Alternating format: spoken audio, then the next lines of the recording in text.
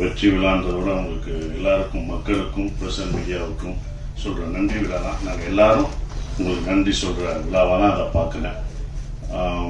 ரொம்ப சந்தோஷம். இந்த படம் பார்த்துட்டு வந்து முதல் நீங்கள் எல்லாரும் சொன்னீங்க, என்னோட பத்திரிகை நண்பர்கள்லாம் சொன்னாங்க, உங்கள் சம்பளத்தை ஏற்றிடுவீங்களா அப்படின்லாம் கேட்டாங்க. ஃபஸ்ட்டு கண்டிப்பாக முதல் கண்டிஷன் சம்பளம் ஏறாது, அதே சம்பளம் தான், அதை உறுதியளிக்கணும்.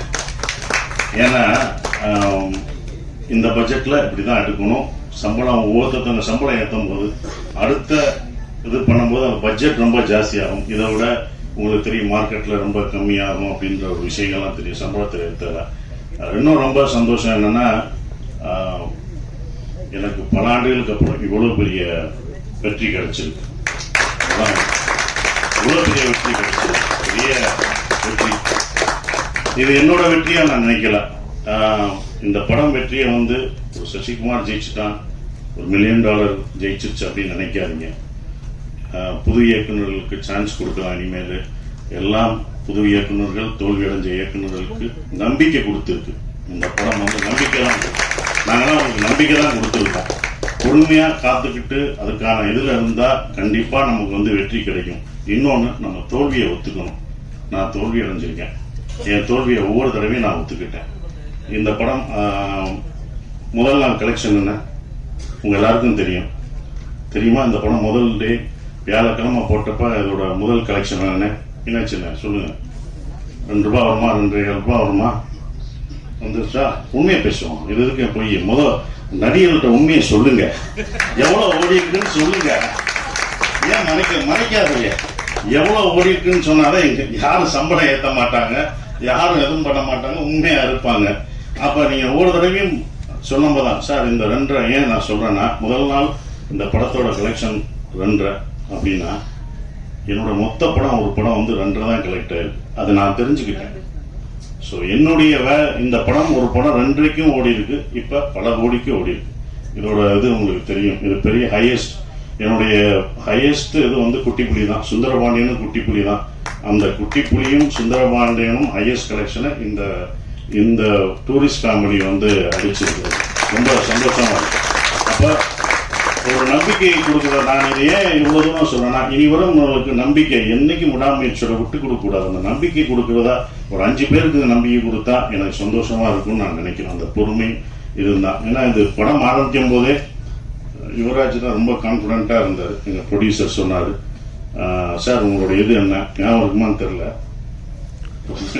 இது எவ்வளோ போகும்ட்டு சார் உங்களது. கண்டிப்பா இந்த படம் மேல என்னோட நம்பிக்கை வச்சது இந்த ப்ரொடியூசர்ஸ் 2 பேரும் தான். அவங்க தான் அது மேல ரொம்ப நம்பிக்கை வச்சாங்க. சார் இது நல்லா வரும் சார். அந்த சுந்தரபாண்டியன் உங்களை எப்படி எல்லாருக்கும் பிடிச்சதோ, சின்ன பசங்கள்ல இருந்து வயசானவங்க வரைக்கும் உங்களுக்கு எப்படி பிடிச்சதோ, இந்த படத்துல வர தர்மதாஸ் கேரக்டர் எல்லாருக்கும் பிடிக்கும் சார்.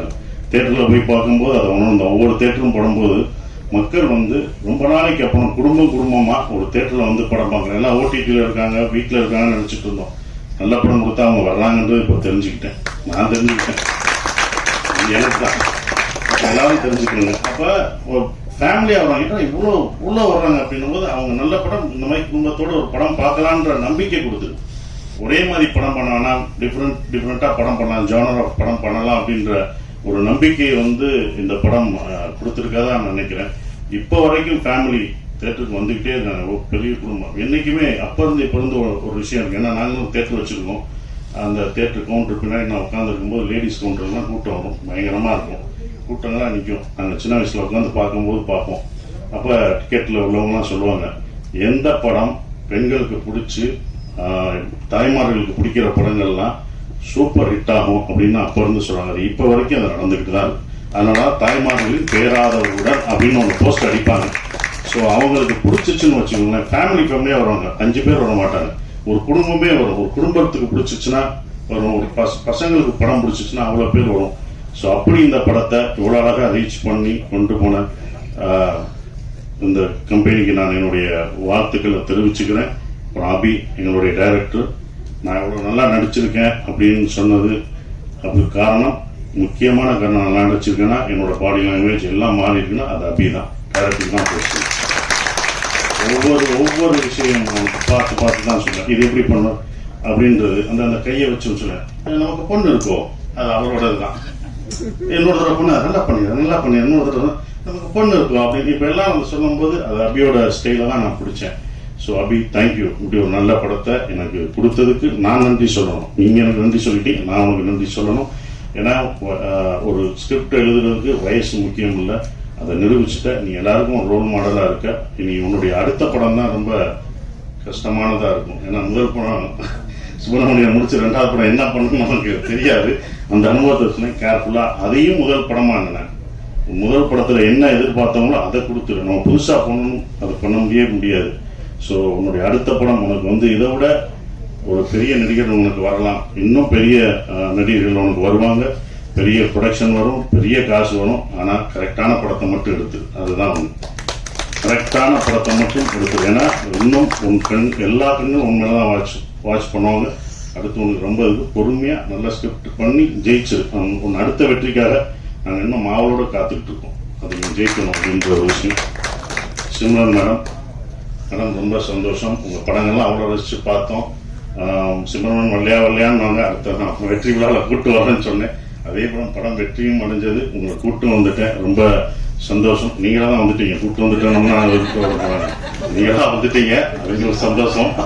ஆனால் அப்போ அது ரொம்ப சந்தோஷம் மேடம். அவங்களோட ஒர்க் பண்ணது எனக்கு ரொம்ப சந்தோஷமான ஒரு தருணமாக இருந்தது.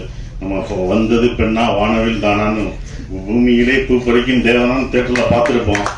விவாதம் திருவிழா அவங்க அப்படி ரசித்து பார்த்துருப்போம். அவங்க நம்ம செட்டுக்கு வர்றதே எங்களுக்கு எப்படி இருக்குன்னு பார்த்துக்கோங்க, அந்த மாதிரி தான். ஸோ அவ்வளோ அந்த அந்த சீனியாரிட்டி அதெல்லாம் எதுவுமே கிடையாது. அவங்க அவ்வளோ அழகாக பர்ஃபார்மன்ஸ், அவங்க அவ்வளோ பர்ஃபார்மன்ஸ் படம் பார்த்துருக்கோம். வாலியாக இருக்கட்டும் சரி, பஞ்சதந்திரமாக இருக்கட்டும், அவ்வளோ பர்ஃபார்மரான ஒருத்தவங்க. அவங்கள நாங்கள் வந்து நல்லா பார்த்துக்கணுன்ற ஒரு இதுதான் இருந்தது. அவங்க மரியாதை, அவங்களோட உழைப்புக்கு நம்மளுடைய தமிழ்நாட்டில் வந்து நம்ம தமிழை கற்றுக்கிட்டு அவங்க தமிழ்நாட்டில் அப்படி இவ்வளோ படங்கள் பண்ணியிருக்காங்க. அவங்களுக்கு நம்ம எவ்வளோ ரெஸ்பெக்ட் கொடுக்கணும் அப்படின்றதான் எனக்கு செட்டுக்குள்ளே ரொம்ப இருந்தது. அது எல்லாருமே நாங்கள் கொடுத்துருக்கோம். உங்களுக்கு அவ்வளோ மரியாதையாக கொடுத்து உங்களை ஒரு ராணி போல பார்த்துருக்கோன்ற நம்பிக்கை எங்களுக்கு இருக்குது. அது உண்மையானதை நீங்கள் சொல்லணும். Thank you madam. அதுதான் அப்படி. ஆனால் அவங்க அவ்வளோ பார்த்துக்கிட்டோம், நாங்கள் எல்லாருமே யூனிட் எல்லாமே பார்த்துக்கிட்டது எல்லாமே. Thank you madam. உங்களோட ஒர்க் பண்ணதுக்கு எனக்கு ரொம்ப சந்தோஷம். சூப்பர் ஸ்டார் கமலேஷ், நான் பேர் சொன்னேன், லிட்டில் சூப்பர் ஸ்டார். அவர் ரொம்ப சின்ன பையன், லிட்டில் சூப்பர் ஸ்டார் மாதிரி அழகா சின்ன பையனாக இருந்தாலும் அவன் நான் பேர் சொன்னேன். அவன் வந்து காமெடியில் இந்த படத்தில் ஃபுல் காமெடி அவன் தான் பண்ணுவான் அப்படின்னு சொன்னேன். ஸோ அந்த என்டர்டைன்மெண்ட் எங்கே போனாலும் கமலேஷை கேட்டுட்டு இருக்காங்க. இந்த மாதிரி படம் அவனுக்கு இன்னொன்று கிடைக்குமான்னு தெரில. சூப்பராக பண்ணிட்டீங்க. அப்புறம் யோகலட்சுமி, சௌந்தர்யா, அவங்கெல்லாம் நடித்தது ரொம்ப சந்தோஷம். ஸ்ரீஜாமாவில் அவங்க பொண்ணு வந்திருக்காங்க, அவங்களுக்கும் என்னுடைய வாழ்த்துக்களை தெரிவிச்சுக்கிறேன். பாஸ்கர் சார், குமரவேல் சார், எல்லாருமே பக்ஸ் எல்லாம் பிரமாதமாக நடிச்சிருக்காங்க. எல்லாம் கரெக்டும் இருந்தது. எல்லாம் என்கிட்ட கேட்கும்போது வந்து ஒரே ஒரு கேள்வி தான் கேட்டாங்க, எப்படி சார் நீங்கள் ஹீரோ நடிக்கிறீங்க, இத்தனை பேர் இவ்வளோ கேரக்டர் நடிக்க விடுறீங்க, இவ்வளோ பேர் நல்லா நடிச்சிருக்காங்க, இவ்வளோ பேர் ஸ்பேஸ் தர்றீங்க அப்படின்னாங்க. முதல் காரணம் நான் டைரக்டராக இருந்தேன், அதனால அதை டைரக்டர் பாயிண்ட் ஆஃப் வியூவில் பார்த்தேன். நான் ஒரு நடிகராக இருந்தால் கொடுத்துருப்பேனான்னு தெரியல. 2வது பாயிண்ட்டு, இந்த கதையில் வந்து தர்மதாஸ் அம்மாவாக இருந்தான். அந்த அம்மா தான் எல்லாருக்கும் சோறு ஊட்டி விடுற மாதிரி, இந்தா நீ சாப்பிடுன்னு எல்லாருக்கும் கொடுத்துட்டு கடைசி நான் சாப்பிட்டுக்கிட்டேன். அதனால தான் எனக்கு அவங்க சாப்பிட்டது போக எனக்கு அது கடைசி எனக்கு பேர் கிடைச்சது. அது இவங்க எல்லாம் அதெல்லாம் தூண் மாதிரி பிடிச்சி நின்னாங்க. ஸோ அவங்க எல்லாருக்கும் நன்றியை தெரிவிச்சுக்கிறேன். இந்த படம் எனக்கு வந்து கொடுத்தது முதல்ல வந்தது சந்தோஷ், திங்க் மியூசிக் சந்தோஷம், சரவணம் இரா சரவணம் சொன்னாங்க. ஸோ அதுக்கு அவங்களுக்கு சந்தோஷம் நான் நன்றியை தெரிவிச்சுக்கிறேன். ஒவ்வொரு விஷயத்துக்கும் அவங்க வருவாங்க. எங்களோட சுப்பிரமணியபுரத்துலேருந்து ட்ராவல் பண்ணுறாரு. ஸோ அப்படி ஒரு படத்தை கொடுத்து தேங்க்யூ சந்தோஷ். அப்புறம் எடிட்டர் எல்லாருக்கும் என்னோட காஸ்டியூம் நல்லா பண்ணுமா, அந்த தர்மதாஸ் காஸ்டியூம் நல்லா இருந்துச்சு. என்னடா கட்டம் போட்டது, என்னடா கிரே கலராக கொடுக்குறாங்கன்னு. அப்போ அதுக்கு ஒரு காரணம் சொன்னாங்க, சார் கிரே நீங்கள் வேலை கிடைக்கிற வரைக்கும் கிரே போடுவீங்க, அதுக்கப்புறம் வேலை கிடைச்சோன்னே வேலை மாறுவீங்கன்னு சொன்னீங்க. அந்த போஸ்டரே அந்த காஸ்டியூமே உங்களுக்கு ரொம்ப அதான் அந்த டிசைன்ஸ் ரொம்ப பிடிச்சது. நான் ஆரம்பத்திலே சொன்னேன், இந்த படம் வந்து உலக தமிழர்கள் மட்டும் இல்லை, உலக லெவலில் இந்த படம் பெரிய வெற்றி அடையும்னு நான் சொன்னேன். கண்டிப்பாக உலகத்தில் எல்லா பேரும் அவ்வளோ ரசித்து பார்க்குறாங்க. அந்த ஈழத்தமிழ் பேசின விஷயத்த அண்ணா அப்படின்னு அவ்வளோ இது பண்ணுறாங்க. நீங்கள் எப்போனா எங்கள் ஊருக்கு வருவீங்க எல்லாம் கேட்டுட்ருக்காங்க. அபி இது யாருக்கும் கிடைக்காத ஒன்று கிடைச்சிருக்கு. இனி உங்களை அப்படி கொண்டாடுவாங்க வெளிநாடு போனால். நம்ம ஊரில் நம்ம மக்கள் எப்போதும் கொண்டாடுவாங்க, ஆனால் வெளிநாட்டில் அவங்க இன்னும் உண்மையும் எல்லாரும் இந்த டீம்ல இந்த படத்தில் நடிச்சவங்க எல்லாத்தையும் அவ்வளோ கொண்டாடுவாங்கன்ற நம்பிக்கை எனக்கு இருக்கு. ஏன்னா வெளிநாடுகளில் இந்த படம் அவ்வளோ வெற்றி அடைஞ்சிருக்கு, ஹையஸ்டா போயிட்டு இருக்குன்றாங்க, பல தேட்டர்களில் போயிட்டு இருக்குன்றாங்க. ஸோ அது ரொம்ப சந்தோஷத்தை கொடுக்குது, மறக்க முடியாத ஒரு விஷயமா இருக்கு. எல்லாருக்கும் நன்றி சொல்லிட்டேன். ஷாம், நாங்கள் 2 பேரும் நிறைய தடவை டிராவல் பண்ணியிருக்கோம். அதுவும் இந்த ப்ரமோஷன்ல தான் ரொம்ப பழக்கம் அடைஞ்சது. அப்புறம் எங்களுடைய எழுத்தாளர் கவிஞர் மறக்கவே முடியாது மோகன்ராஜ், முதல் படத்தில் இது பண்ணது இப்போ வரைக்கும் டிராவல் பண்ண மறக்கவே முடியாது. ஸோ எல்லாருக்கும் நன்றியை தெரிவிச்சுக்கிறேன். அப்புறம் விஜய், அவங்கெல்லாம் வந்து ப்ரொமோஷன், இதில் வந்து ப்ரொடக்ஷன் ரொம்ப சொல்றது ப்ரொமோஷன் தான், அவ்வளோ இது பண்ணிட்டாங்க தம்பி. ப்ரொமோஷன்லாம் ரொம்ப அழகாக சிறப்பாக என்ன பண்ணணும் அப்படின்னு அதுக்கே தனியாக அவங்க செலவழிச்சாங்க. அதெல்லாம் நான் கற்றுக்கிட்டேன். ஒரு படத்தை வந்து எடுக்கிறது பெருசு இல்லை, அதை கொண்டு போய் மக்கள்கிட்ட சேர்க்கிறது தான் ரொம்ப முக்கியமான விஷயம். அதை அவ்வளோ அழகாக சேர்த்தாங்க. விஜயும் வெங்கட்டும் அதுக்கு முக்கிய ஒரு விஷயமா இருந்து அதை கொண்டு போனாங்க. ஹரிஷன் அவர்களும், ஹரிஷன் இருக்காரு, அவரை வந்து எல்லாத்தையும் எங்களை சேர்க்கறது ரொம்ப கஷ்டம். இவங்கெல்லாம் டேட் வாங்கி இவங்கெல்லாம் ஒன்று இணைச்சு அந்த ஒரு நாள் கொண்டு வர்றது ரொம்ப சந்தோஷமா இருந்தது. அதுக்கு நன்றியை தெரிவிச்சுக்கிறேன். குறிப்பா மறுபடியும் நம்ம யுவராஜுக்கு சொல்ற ஒரே ஒரு விஷயம், ரொம்ப நன்றி. ஏன் சொல்றேன்னா, இந்த பட்ஜெட்டா இது இந்த படம் எடுக்கல, அவங்க 2 படம் எடுத்திருக்காங்க. 2 படத்தோட இந்த படத்தோட பட்ஜெட் ஜாஸ்தி தான்.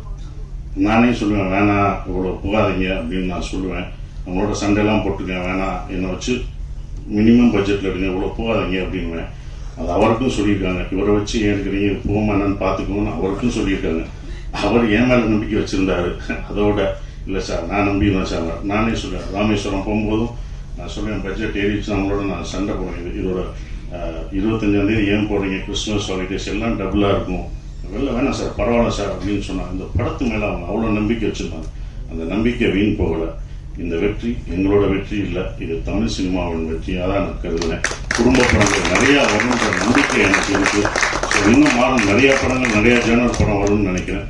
உங்கள் எல்லாருக்கும் என் நன்றியை தெரிவிச்சு நன்றி. தேங்க்யூ.